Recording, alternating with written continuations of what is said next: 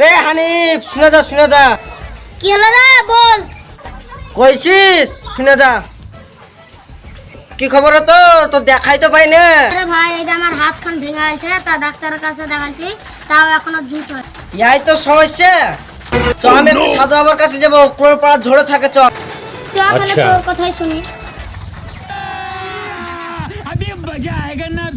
এই যে বাবা যা বাবা বল বেটা তোর কি হয়েছে। বাবা আমার এই হাত খান বহুত দিন থেকে ভালো হয় না। এই ব্যাপার তো বেটা দাঁড়া।